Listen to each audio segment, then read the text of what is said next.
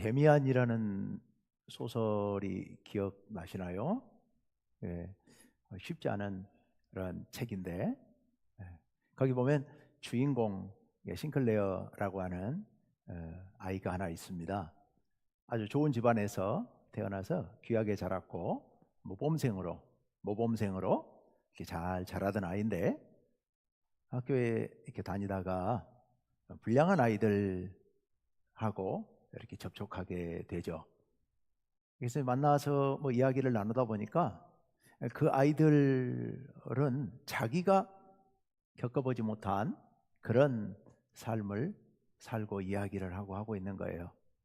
그 세계에서는 어른들이 하지 못하게 하는 그런 일들을 용감하게 하고 나쁜 짓도 하고 불량한 짓을 하는 것이 존중받고 또 영웅시되는 굉장히 자랑거리가 되는 그런 일을 전혀 하지 못하는, 한 번도 경험해보지 못한 자기 같은 사람은 못난 아이 같이 바보 같은 그런 느낌이 드는 거예요.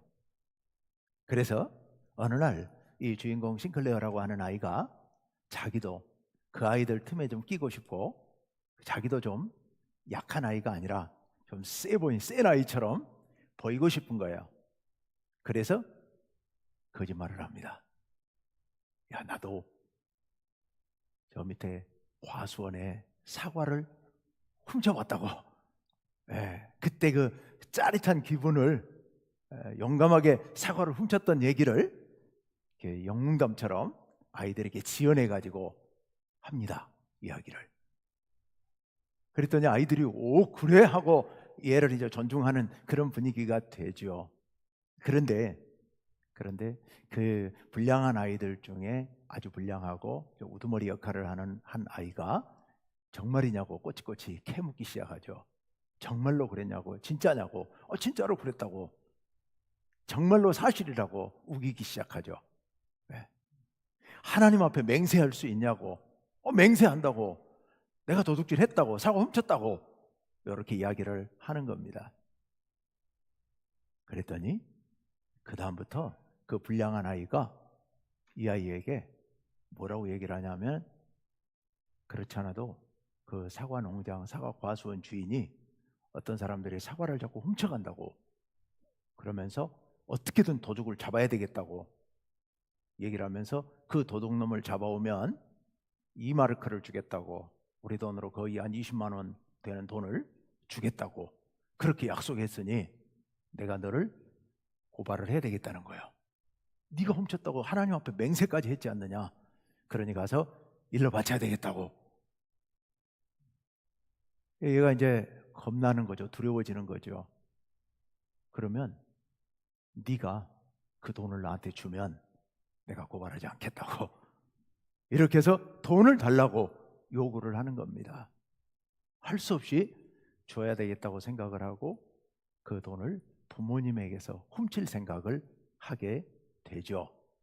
그러면서 실패하고 계속해서 끌려다니고 그 다음부터는 그 불량한 아이에게 완전히 엮여가지고 그 아이에게 질질 끌려다니는 이런 상황까지 전개되는 그런 이야기가 그 데미안의 앞부분에 서론처럼 그렇게 이야기가 나옵니다. 자기가 하지 않았음에도 불구하고 그랬는데, 만약 진짜 했다면, 그래서 진짜 그렇게 걸렸다면 계속해서 그 사람의 종 노릇을 할 수밖에 없는 거죠.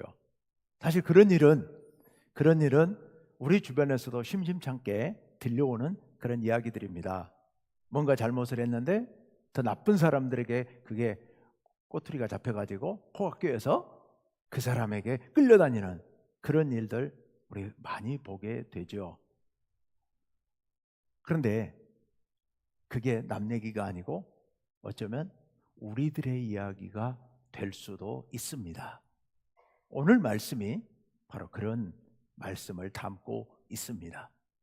자, 오늘 말씀, 특별히 오늘 말씀은 이 죄에 대한 말씀을 하고 있습니다. 무슨 말씀인가? 오늘 1절 말씀, 상반절 말씀 한번 같이 읽어봅시다. 다 같이요, 시작. 보라, 아버지께서 어떠한 사랑을 우리에게 베푸사 하나님의 자녀라 일컬음을 받게 하셨는가? 우리가 그러하도다. 아멘. 하나님께서, 아버지께서 우리들에게 놀라운 사랑을 베풀어 주셨다. 이게 그렇게 하셨는가 하고 질문하고 있습니다만은, 이 말씀은 하나님께서 우리들에게 감당할 수 없는 한량없는 은혜를 베풀어 주셨다. 그래서 우리를 하나님의 자녀라 일컬음을 받게 하셨다. 우리가 바로 그런 은혜를 받은 사람들이다 라고 선포하고 있습니다. 여러분, 우리가 하나님의 자녀 맞죠? 최근 몇 주간 우리 예수님의 십자가 부활에 대한 말씀들을 쭉 드리면서 우리는 범죄함으로 말미암아 하나님에게서 멀어져서 하나님의 원수가 되어서 살던 사람들입니다. 원래 하나님께서 우리를 창조하셨고 우리를 자녀 삼으셨지만 우리가 하나님께 도전하고 하나님을 의심하고 범죄함으로 말미암아 하나님과 멀어지게 되었고 등이 지게 되었고 하나님과 원수가 되어서 살던 사람들입니다. 그런데 하나님께서 우리를 다시 자녀로 불러주셨습니다. 그래서 2절에 다시 또 이렇게 한 번 더 강조해서 말씀합니다. 다 같이요, 시작. 사랑하는 자들아, 우리가 지금은 하나님의 자녀라. 아멘. 여러분, 우리가 하나님의 자녀가 되었지 않습니까? 맞죠? 우리가 하나님의 자녀가 되었습니다. 우리가 하나님의 자녀가 아니었는데, 하나님의 원수였었는데 하나님의 자녀가 되었습니다. 어떻게 해서 하나님의 자녀가 되었습니까? 5절 말씀 보면 이렇게 말씀하고 있습니다. 다 같이요, 시작. 그가 우리 죄를 없애려고 나타나신 것을 너희가 아나니 그에게는 죄가 없느니라. 그가 누굽니까? 예수님이죠. 죄 없는 분, 죄 없는 예수님께서 우리에게 나타나셨습니다. 하나님께서 보내셨습니다. 왜요? 우리를 구원하시려고. 하나님께 범죄하고 하나님과 원수된 우리를 구원하시려고 독생자 예수 그리스도를 하나님께서 보내셨고 우리를 위해서 우리 죄를 다 짊어지고 십자가에 돌아가셨고 그리고 부활하셨습니다. 그로 말미암아 새 언약이 맺어졌고 우리는 새 언약 백성, 하나님의 자녀가 되었습니다. 그래서 이제는 하나님을 우리의 친아빠처럼 아버지라고 아빠라고 부를 수 있게 되었고 우리는 하나님의 백성, 하나님의 자녀가 된 겁니다. 그리고 우리는 우리 안에서도 하나님 안에 한 형제 자매가 되었습니다. 이게 바로 하나님께서 우리에게 베풀어 주신 그 놀라운 은혜이죠. 죄악 가운데 빠져 살던 우리를 구원하셔서 하나님의 자녀, 하나님의 백성이 되게 하신 겁니다. 비유를 들어서 말씀드린다면은 성경에 있는 비유를 든다면은 이스라엘 백성들이 애굽에 종살이하고 있었습니다. 애굽에 노예가 되어 있는 거예요. 모진 고생을 했습니다. 인구가 너무 많아지니까 아들 낳으면 다 죽이라고 그래가지고 아들 낳으면 다 죽이는 그런 부모 손으로 자기 자식을 죽여야 되는 이런 어려움 속에서 날마다 강제 노역에 시달리면서 그 어려움 가운데 있었는데 하나님께서 그들을 해방시키셨죠. 모세를 통해서 그들을 해방시켜서 출애굽을 하게 하셨습니다. 홍해를 건너서 이제 완전한 자유를 누리게 하셨습니다. 하나의 새로운 민족으로 하나님의 백성으로서 세워지게 하셨습니다. 그 놀라운 은혜, 바로 이 은혜가 바로 이런 것이죠. 이런 큰 은혜를 그들이 얻고 누리게 된 겁니다. 그런데 그런 그들, 그렇게 자유를 누리게 된 그들, 그렇다고 해서 그들이 완벽한 하나님의 자녀로서 영원한 생명을 누리게 되었느냐? 그거는 조금 다른 얘기일 수 있습니다. 다시 한번 2절로 돌아가서 2절 하반절까지 있는 말씀을 같이 한번 봅시다. 다 같이 읽습니다. 시작. 사랑하는 자들아, 우리가 지금은 하나님의 자녀라. 장래에 어떻게 될지는 아직 나타나지 아니하였으나. 아멘. 아까 우리가 보았던 말씀이죠. 우리는 지금은 하나님의 자녀예요. 하나님의 자녀가 맞는데 지금은 하나님의 자녀예요. 지금은 애굽에서 해방되어 가지고 자유를 얻게 되었어요. 그런데 장래에 정말 가나안 땅까지 들어갈 수 있을지는 아직 몰라요. 우리가 정말로 하나님 나라에 들어가서 영생을 누리게 될지는 아직 나타나지 않았다. 아직은 우리가 모른다 라고 말씀하고 있습니다. 왜 그럴까요? 왜 우리가 아직 모른다는 얘기를 할지? 우리가 완전한 구원을 받았는지, 완전한 하나님의 백성이 되었는지, 영원한 생명을 누릴 수 있을 것인지 아직은 모른다라는 취지의 말씀입니다. 왜 그럴까요? 이스라엘 백성들이 애굽에서 해방되어서 광야로 나왔습니다. 그들이 모두 가나안 땅까지 들어갔습니까? 아니에요. 못 들어가는 사람들이 나오죠. 왜 그렇습니까? 그들이 끊임없이 광야에서도 하나님의 뜻에 어긋난 길로 걸어갔기 때문입니다. 그들이 모두 함께 해방되었지만, 그러나 어려운 문제가 생길 때마다 물이 없으면 물이 없다고, 배가 고프면 배가 고프다고 그들이 항변합니다. 그리고 모세가 시내산에 올라가서 40일 동안 내려오지를 않으니까 불안해가지고 두려움 가운데서 금송아지를 만들어 놓고, 이 송아지가 우리를 애굽에서 인도한 신이다, 이 신을 섬기고 이 신에게 절하자, 그들이 그렇게 하나님께서 금하신 우상 숭배를 하기 시작했습니다. 바람과 광야 가데스바네아에서는 가나안 땅을 정탐하고 온 사람들이 가나안 땅에 강한 거인족들이 살고 있다는 얘기를 듣고는 다 하나님을 원망하면서 밤새도록 울면서 모세를 원망하고 하나님을 원망하면서 우리 저 모세를 죽이고 다른 지도자를 세워서 애굽으로 돌아가자고 하나님께 반역을 하는 겁니다. 또 다베라에서는 그들이 여전히 모세를 원망하고 하나님을 원망하다가 큰 어려움을 당하기도 합니다. 고라와 다단, 아비람, 온 이런 사람들은 당을 지어가지고 모세를 없애버리고 자기들이 지도자가 되겠다고 나섰다가 하나님의 심판을 받아서 몽땅 다 죽게 됩니다. 이런 수많은 어려움이 발생하게 된 거죠. 과거 애굽에 있을 때는 바로와 애굽 사람들의 압제 때문에 억눌렸다면, 이제 광야에 나와서는 무슨 문제가 생깁니까?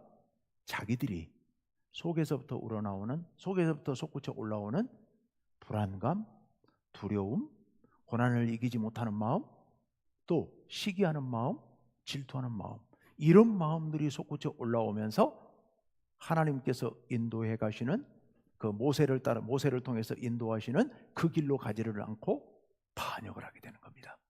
자꾸만 문제를 제기하기 시작하는 겁니다. 여러분, 그게 그런데요, 그렇게 단순하게 싫으니까, 배고프니까, 두려우니까 하는 행동만이 아닙니다. 여러분, 그 배후에는 무서운 게 숨어 있습니다. 7절 말씀을 같이 한번 볼까요? 7절과 8절 상반절 말씀 다 같이 읽습니다. 자녀들아, 아무도 너희를 미혹하지 못하게 하라. 의를 행하는 자는 그의 의로우심과 같이 의롭고, 죄를 짓는 자는 마귀에게 속하나니 마귀는 처음부터 범죄함이라. 아멘. 미혹하지 못하게 하라라고 하면서 뭐라고 얘기를 하냐면은, 죄를 짓는 자는 어디에 속했다? 마귀에게 속했다라고 얘기를 하는 겁니다. 마귀는 처음부터 범죄하는 자다라고 얘기를 합니다. 마귀야말로 하나님께 반역하고 하나님께 범죄한 우두머리예요. 그 마귀처럼 그렇게 너희가 범죄하고 있다는 겁니다. 만약 너희가 범죄하면 마귀가, 사탄이 너희를 종으로 삼고 너희를 지배하고 너희를 질질 끌고 다닐 수 있게 된다는 얘기입니다. 아까 서두에서 말씀드린 그 데미안에서 불량한 아이에게 이 주인공 시클레어가 거짓말 한마디 했다가 그것이 꼬투리 잡혀가지고 질질 끌려다닌 것처럼 마귀가 이렇게 하나님 앞에 범죄하는 사람들을 애굽에서부터 해방은 되었음에도 불구하고 그 마음속에서 올라오는 불안과 두려움과 이기심과 시기하는 마음 등등 이런 인간의 탐욕의 노예가 된 사람들을 붙잡아서 그 마귀가 끌고 다닌다는 얘기입니다. 마귀가 끌고 다녀요. 범죄한 사람들은 마귀의 종이 되는 겁니다. 마귀의 미혹에 한 번 넘어가면 그 한 번으로 끝나는 게 아니라, 우리가 하나님 앞에 한 번 범죄하면 그 한 번의 범죄로 끝나는 것이 아니라 그것으로 인해서 그것이 꼬투리가 되어서 이제는 마귀의 줄에 얽매여서 질질 끌려다니는 그런 인생을 살 수밖에 없다는 겁니다. 그래서 심하면 하나님의 나라, 영원한 하나님 나라와 같은 애굽 땅에 들어가지도 못하고, 아까 고라 자손처럼 고라와 다단과 아비람과 온이 모세를 시기해가지고 너희들만 하나님의 종이냐? 우리도 레이지파다. 우리도 너희들처럼 그렇게 할 수 있는, 너희가 왜 왕처럼 우리에게 군림하려 하느냐 하면서 시기 질투하다가 그들이 몽땅 죽은 것처럼 그렇게 될 수 있다는 얘기입니다. 아까 서두에서 이런 말씀 드렸습니다. 우리는 하나님 앞에 범죄한 자들이고 반역한 사람들이고 하나님과 원수된 사람들이었다고. 그런데 우리가 어떻게 하나님의 자녀가 되었습니까? 예수 그리스도의 십자가의 은혜로 말미암아, 죄 없으신 예수님께서 우리를 위해서 대신 십자가에 달려 돌아가심으로 말미암아 우리가 누가 됐어요? 하나님의 자녀가 되었습니다. 우리는 그렇게 하나님의 자녀가 되었습니다. 지금 우리는 하나님의 자녀가 맞습니다. 그런데 영원한 하나님의 나라까지 갈지 못 갈지는 아직 모릅니다. 어떤 일이 벌어질 수 있다고요? 우리가 범죄하면 다시 누구의 종이 돼요? 마귀의 종이 될 수 있다는 얘기입니다. 다시 마귀의 종이 될 수 있어요. 이거 정말 얼마나 두려운 일인지요. 얼마나 두려운 일인지요. 다시 마귀의 종이 될 수 있다. 이걸 어떻게 해야 되는 겁니까? 그래서 예수님께서 마귀와 싸우십니다. 2절 말씀을 다시 한번 볼까요? 그 다음을 띄워주세요. 아까 본 말씀 8절 다음에 2절이죠. 사랑하는 자들아, 우리가 지금은 하나님의 자녀. 그 다음에 방금 8절 뒤에 8절 하반절 다 같이 읽습니다. 시작. 하나님의 아들이 나타나신 것은 마귀의 일을 멸하려 하심이라. 아멘. 하나님의 아들 예수님께서 이 땅에 오신 것은 마귀를 멸하려 하셨다는 얘기입니다. 마귀를 멸하러 오셨어요. 마귀가 사탄이 우리를 죄악으로 얽어서 하나님의 원수가 되게 하고 영원한 생명을 누리지 못하게 하고 우리를 멸망하게 하려고 우리를 지배하고 있기 때문입니다. 그래서 하나님의 아들이 이 땅에 오셔서 우리를 위해서 대신 십자가에 지시고 우리를 구원하시면서 동시에 그 예수님의 십자가의 은혜로 말미암아 마귀를 멸하려 하셨다는 겁니다.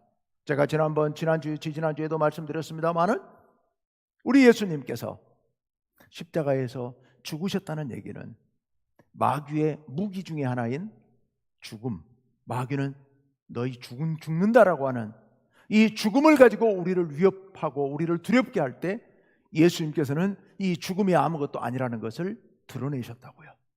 그래서 마귀를 무력화시킨 겁니다. 죽음이 아무것도 아니다. 그리고 죽으면 다시 부활해서 영원한 생명을 누릴 수 있다라는 것을 우리에게 가르쳐 주심으로 말미암아 마귀의 가장 강력한 무기, 죽음의 두려움이 아무것도 아니라는 것을, 거짓이라는 것을 예수님 드러내셨습니다. 예수님께서 마귀와 대적하기 위해서 이 땅에 오셨던 겁니다. 이 땅에 오셨고 싸우셨던 겁니다. 그러니 우리는 범죄하여서 마귀의 종이 되어 하나님 나라의 길에서 탈락하는 일이 절대로 벌어져서는 안 됩니다. 그런데 이게 쉽지가 않죠. 우리가 세상을 살면서 한 주일 동안 살면서 죄 짓지 아니하고 정말 하나님의 자녀답게 살아가는 게 결코 쉬운 일은 아니죠. 그럼에도 불구하고 우리는 그렇게 해야 됩니다. 3절 말씀을 볼까요? 3절 말씀 다 같이요. 시작. 주를 향하여 이 소망을 가진 자마다 그의 깨끗하심과 같이 자기를 깨끗하게 하느니라. 아멘. 우리는 이 소망을 가진 자들입니다. 이 소망이 뭡니까? 하나님의 자녀, 영원한 하나님의 자녀, 영원한 하나님의 나라. 이스라엘 백성들이 가나안 땅에 들어가기를 소원했던 것처럼 우리가 간절히 바라는 바는 저 하나님 나라에 들어가서 하나님 앞에서 영원토록 살아가는 것, 이 행복을 누리며 살아가는 것, 이것이 우리의 소망입니다. 그런데 이 소망을 가진 자마다 어떻게 살아야 한다고요? 둘째 줄에 그의 깨끗하심과 같이, 여기 그는 누구겠습니까? 예수님요. 예수님의 깨끗하심과 같이 자기를 깨끗하게 하느니라. 깨끗하게 해야 한다는 말씀입니다. 여러분, 우리가 우리를 깨끗하게 해야 됩니다. 우리를 깨끗하게 하지 않으면 우리가 이 소망을 이룰 수가 없습니다. 왜냐하면 우리가 범죄하는 순간 사탄이 우리를 낚아채기 때문입니다.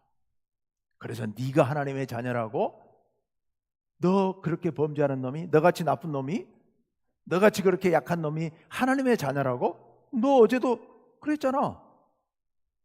너 지난주에도 죄 지었잖아.